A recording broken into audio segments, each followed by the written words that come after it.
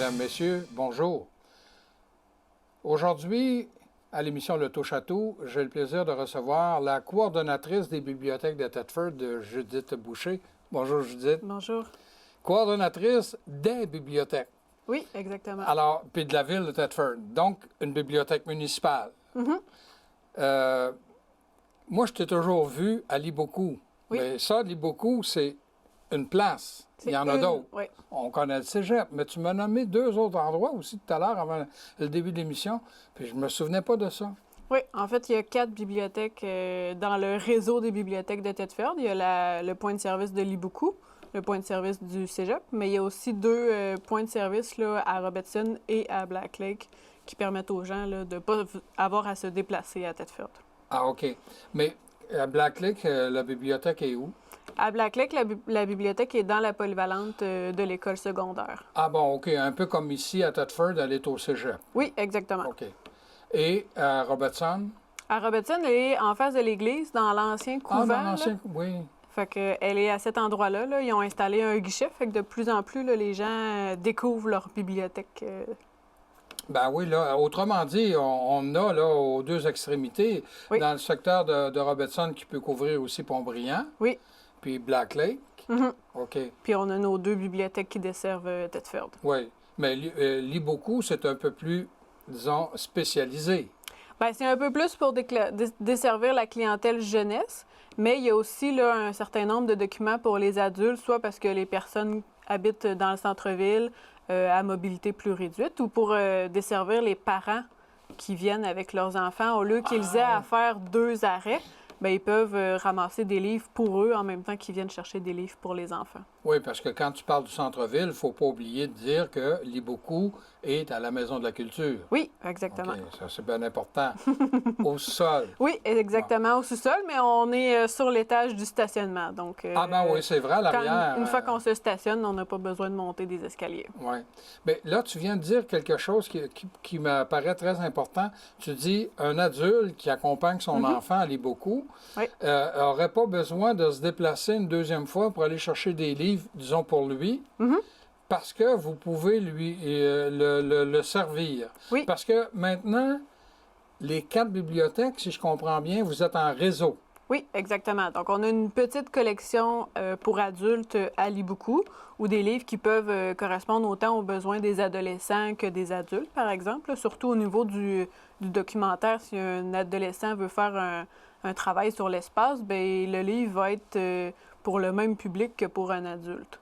Mais on a aussi tout l'aspect du réseau, c'est-à-dire que les 4 bibliothèques sont sur un même logiciel de gestion.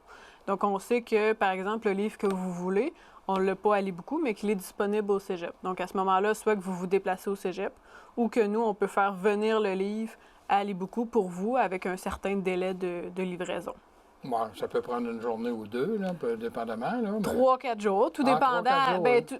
c'est parce qu'on a 2 livraisons par semaine. Donc, si vous êtes malchanceux et que vous le demandez la journée où la livraison a été faite, ça se peut que ça soit un petit peu plus long. Mais sinon, ça... Donc, en d'autres mots, là, si moi, j'accompagne un de mes petits-enfants, parce que je peux à l'âge d'accompagner mes enfants, là, c'est eux autres qui vont m'accompagner plutôt. Là. Mais si j'accompagne mes petits-enfants à la bibliothèque Liboku, puis que j'ai eu la précaution d'appeler, puis de vérifier si vous avez-vous le roman de Marie Laberge, le dernier? Tu me dis, je ne l'ai pas ici, mais moi, oui, il est à la bibliothèque au cégep, puis je pourrais l'avoir ici dans 2 jours. Bien, je vais y aller avec mon petit-enfant 2 jours plus tard.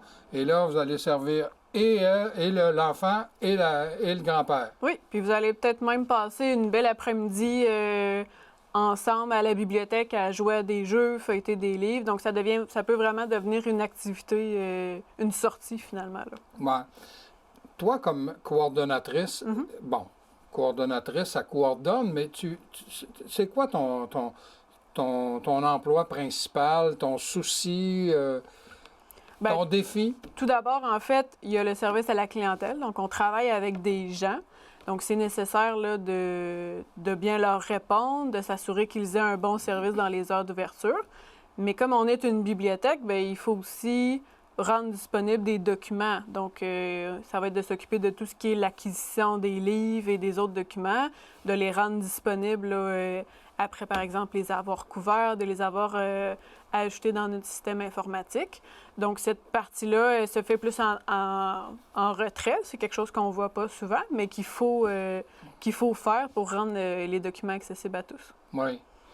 Je te pose une colle. Es-tu capable de me dire combien il y a de livres à la disposition de la population? Il y en a environ une centaine de milliers de documents. 100 000 livres? Oui, c'est ça, c'est beaucoup. Des fois, on n'a pas cette impression-là parce qu'ils sont répartis sur plusieurs points de service.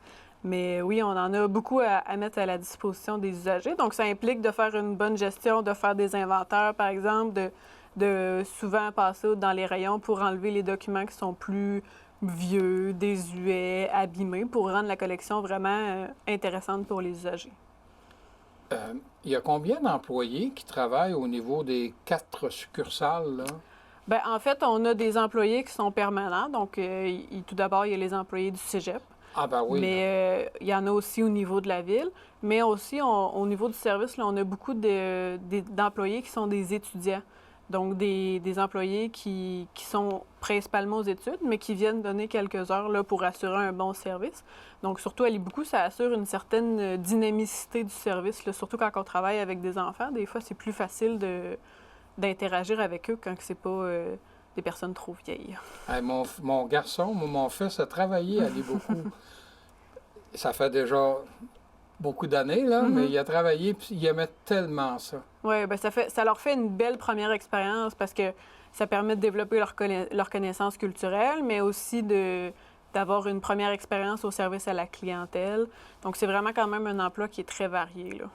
Oui, puis il a beaucoup aimé ça. Mais j'imagine que là, la ville de Thetford a une entente avec le cégep de Thetford pour utiliser les livres, puis bon. Et est-ce que c'est la même chose avec la polyvalente de Black Lake? J'imagine que oui, hein? Oui, exactement. L'entente est un petit peu différente. Donc, avec la bibliothèque de la polyvalente de Black Lake, ce qu'on fait, c'est qu'on s'échange des services. Donc, eux rendent disponibles leurs locaux à nos citoyens. Puis nous, en échange, on leur donne un coup de main dans la gestion de la bibliothèque, étant donné que souvent que dans les écoles, c'est plus difficile de trouver du personnel qualifié pour gérer la bibliothèque. Ah, okay. Donc, tu sais, par exemple, au niveau de la commission scolaire, il y a seulement une bibliothécaire pour l'ensemble de la commission scolaire. Donc, nous, on vient les aider, tout d'abord pour offrir un bon service à notre clientèle, mais aussi à la leur aussi. Fait que ça, c'est l'entente qu'on a avec la bibliothèque de Black Lake. Avec la bibliothèque du cégep, en fait, c'est une entente qui partage les coûts. Donc, ce sont leurs employés, mais qui vont travailler pour le volet municipal. Donc, la Ville vient alors compenser un peu l'utilisation qu'on fait des installations et le temps supplémentaire, si on peut dire, que les employés font pour offrir le service municipal. Quand on parle de bibliothèque, on a peut-être tendance à penser qu'il y a juste des livres. Non. Mais tout à l'heure, j'étais surpris parce que tu m'as dit « Oh non, non, nous autres, on offre d'autres choses aussi. » Oui, exactement. Puis le but, c'est de varier le plus possible les documents pour que tout le monde y trouve son compte. Peut-être que vous ne lirez pas des romans, mais vous allez être intéressé de lire un documentaire sur l'espace, par exemple, comme je parlais tout à l'heure, ou par exemple une revue qui va aborder les mêmes sujets qu'un livre, mais de manière plus succincte, plus courte. Donc, tu sais, ça dépend plus vraiment. Imagé, peut-être. Oui, c'est ça. Ça dépend vraiment des besoins, mais en fait, on a autant des livres, des revues, mais on a des CD, des DVD. On a aussi là, qui sort peut-être un peu plus du cadre attendu d'une bibliothèque. On a des jeux de société. Donc, quand on pense soit aux enfants qui veulent développer des compétences ou on organise un petit party de famille, on cherche un jeu qui va animer le party, si on peut dire, bien, à ce moment-là, les jeux de société vont vraiment venir apporter une nouvelle valeur à la bibliothèque. Puis ça permet aussi peut-être des fois de les essayer une première fois avant de décider de les acheter. Bien, moi, je me souviens, Maryse Pomerleau, qui était à la bibliothèque, là, à l'IBOUCOU, était venue à mon émission ici. Elle avait apporté des jeux de société, justement pour montrer qu'est-ce que les enfants pouvaient rapporter chez eux pour les essayer, effectivement, jouer avec, puis ils aimaient ça. Puis il y a des dames, des parents qui disaient « Ah ben là, ils aiment tellement ça qu'on va aller l'acheter. » Oui, c'est ça. Puis il y a certains jeux aussi qui ont une moins grande rejouabilité, si on peut dire. Si nous, on a quelques meurtres et mystères ou des jeux, c'est très à la mode maintenant, les escape games, mais une fois que tu l'as fait puis tu connais la solution, tu peux pas rejouer avec. Sauf que moi, je peux le prêter à une autre personne qui, elle, ne connaît pas la solution. Puis ça fonctionne aussi pour les enfants parce qu'il y a beaucoup de jeux pour les enfants que c'est avec un livret de défis. Une fois qu'on a passé après avec tous les défis, bien, on a développé la capacité ou la connaissance nécessaire. On n'en a plus de besoin, mais un autre enfant peut ensuite avoir du plaisir avec ce jeu-là. Là. Tu me disais tout à l'heure qu'il y a au moins 100 000 livres. Mais il y a combien de monde qui sont clients? Est-ce qu'on dit membres, clients? En tout cas, peu importe. Bien, le terme qu'on utilise habituellement, c'est usager. Donc, ils utilisent le service. Parce qu'en fait, il faut dire que l'abonnement là, est une procédure, c'est gratuit. Donc, en fait, tout ce qu'il faut prouver, c'est qu'on est... Depuis combien d'années que c'est gratuit? Là? Depuis maintenant 2 ans. Ça fait 2 ans, hein? Oui, c'est ça. Là, c'est gratuit, mais avant, c'est à 5 $. Oui, c'est ça. Sauf qu'avant, c'était 5 $, mais on n'était pas en réseau. Donc, si vous vouliez avoir accès et à la bibliothèque du Cégep et à la bibliothèque Liboukou, il fallait payer aux 2 endroits. Donc, tu sais, ça, c'était un petit frein aussi, des fois, à l'accessibilité des services. Mais pour répondre à la question première, on a environ 5 000 citoyens qui sont des usagers du réseau des bibliothèques de Thetford, soit 20 là. Est-ce que pour toi, c'est satisfaisant, ça? Ça l'est parce qu'il y a 20 des citoyens qui utilisent notre service, mais dans d'autres municipalités, habituellement, on est capable d'aller chercher un 20 à 30 Ah oui, plus que ça. Oui, un 30, même des fois 35-40 de citoyens, parce qu'en fait, on veut que le plus de gens puissent bénéficier de ce service-là qui est gratuit. Donc, il y a possibilité de faire mieux, mais c'est toujours de renforcer la base qu'on a actuellement. C'est pour ça qu'on a commencé à travailler en réseau, on a instauré la gratuité. Puis là, ensuite, on est à faire connaître là, les services qu'on offre, puis inciter les gens à venir nous voir, puis à les découvrir eux aussi. Est-ce qu'on peut dire que le réseau, notre réseau des bibliothèques ici à Thetford, est assez à jour? Est-ce que tu as un bon budget annuel pour acheter des nouveaux volumes, des revues? Oui, ça va quand même bien. C'est plus un problème d'espace qu'on a actuellement.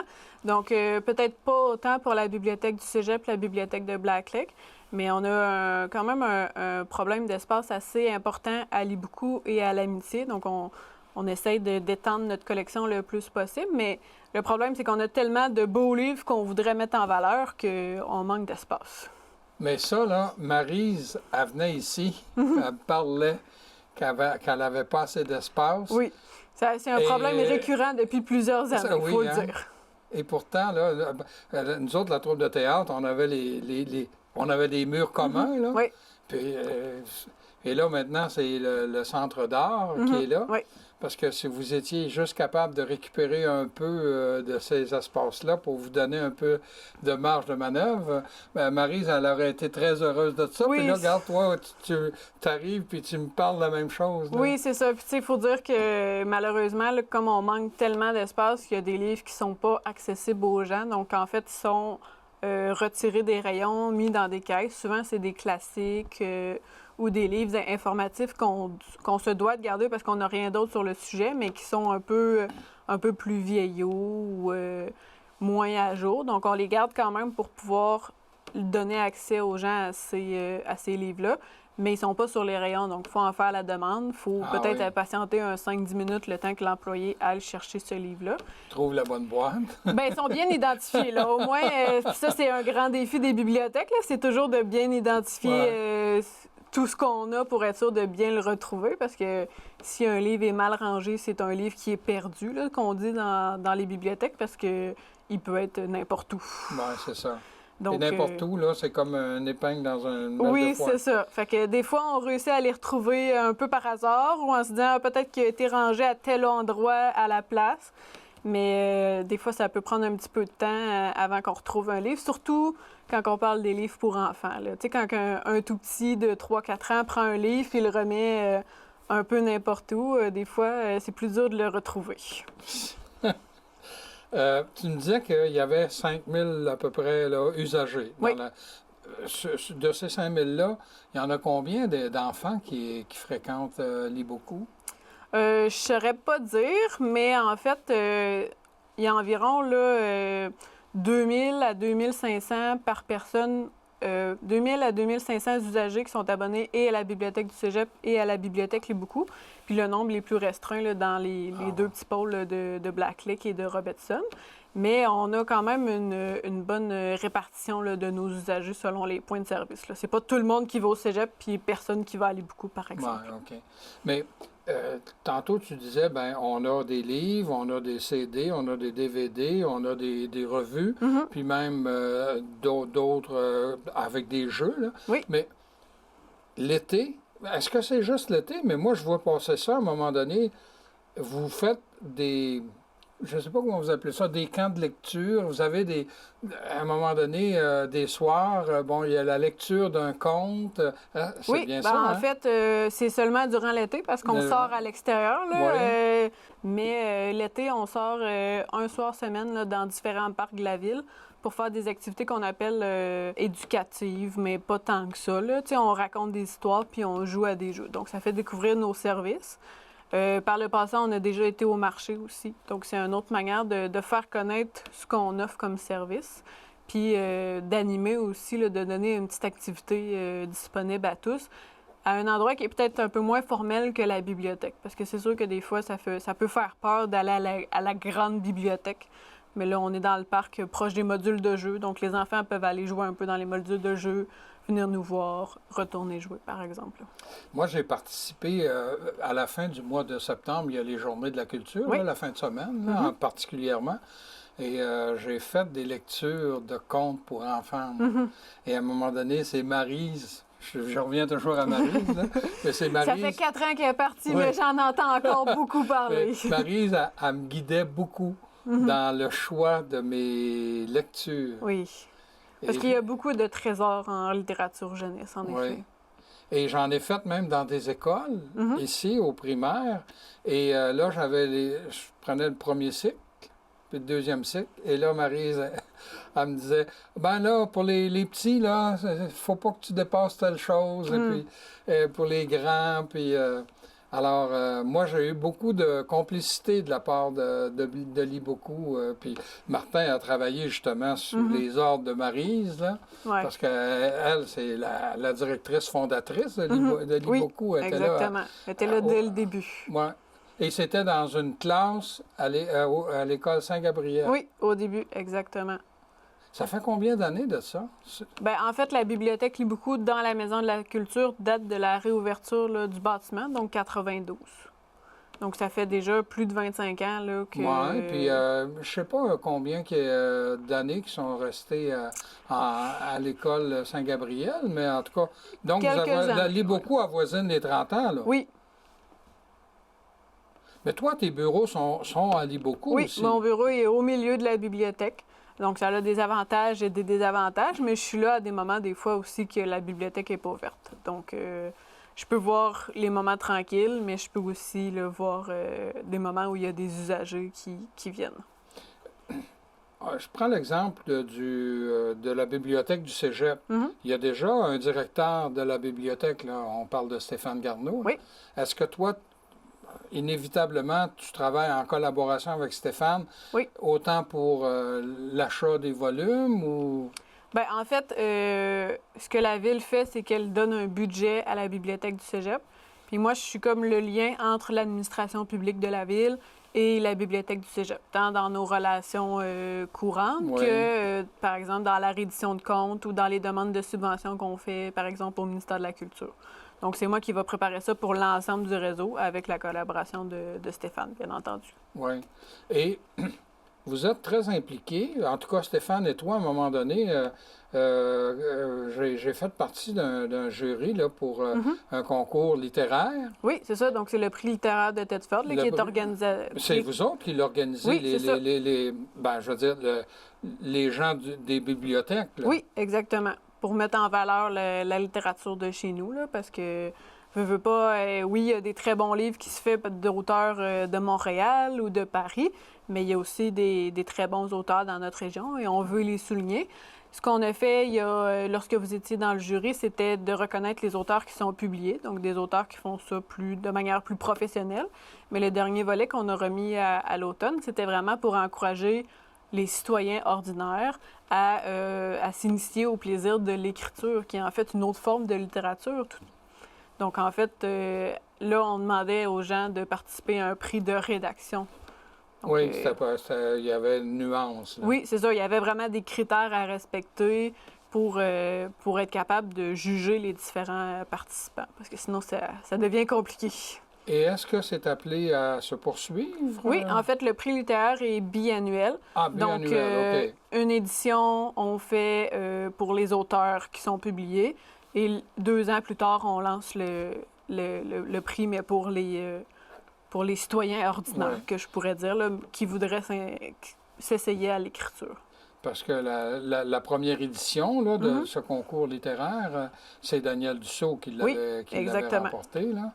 Et donc, c'est appelé à revenir l'année prochaine, si je comprends bien, si c'est aux 2 ans. Là. C'est ça. Donc, on va relancer le processus de mise en candidature, puis ensuite, là, la remise est faite l'année prochaine. Tout récemment, là, au cours des derniers mois, la Ville de Thetford a procédé à des consultations pour sa nouvelle politique culturelle, parce que, en vertu d'une entente avec le ministère là, pour avoir des argents, tout ça.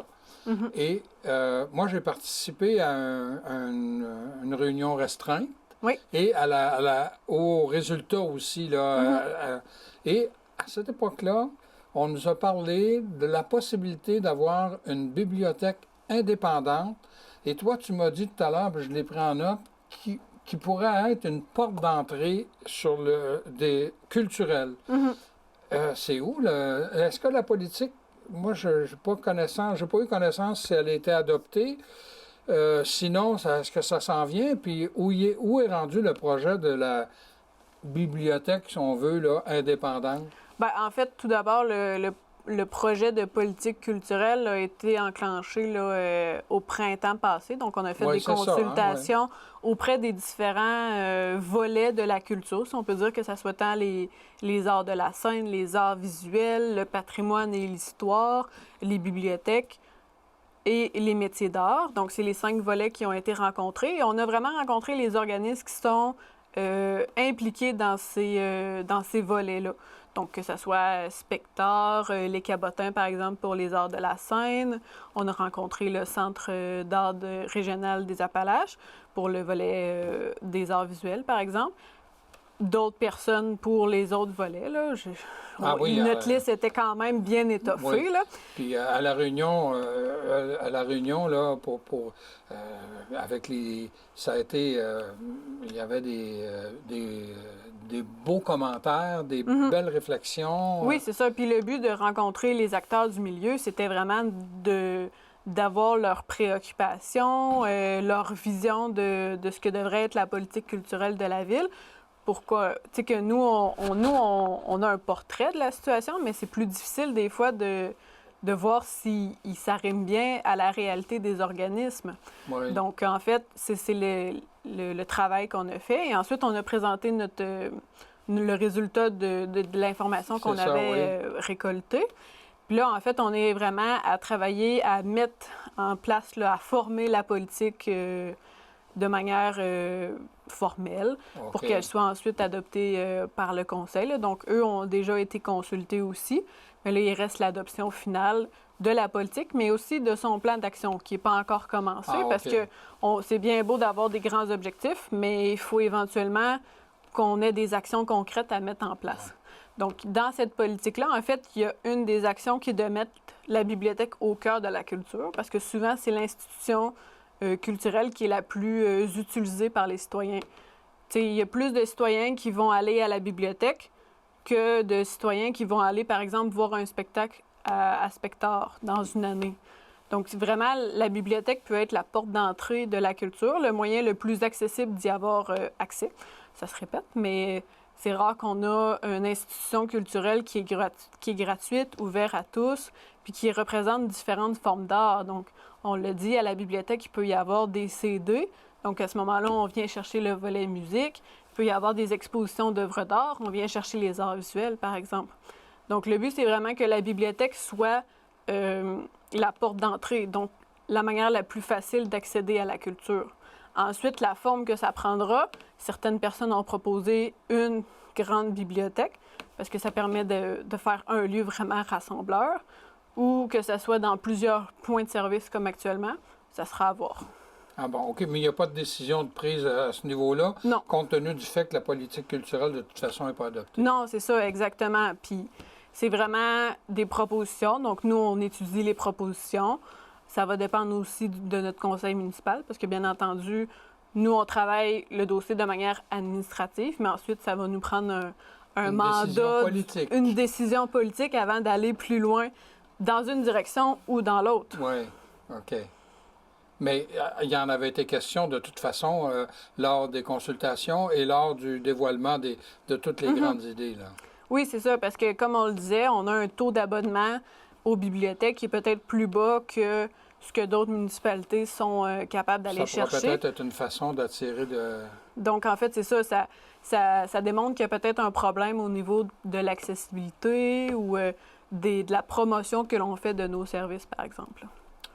Le temps de l'émission, Judith, est déjà terminé. Je te remercie beaucoup. Ça m'a fait plaisir. Alors, j'avais le plaisir de recevoir la coordonnatrice des bibliothèques de la ville de Thetford, Judith Boucher. Je vous invite à nous revenir la semaine prochaine.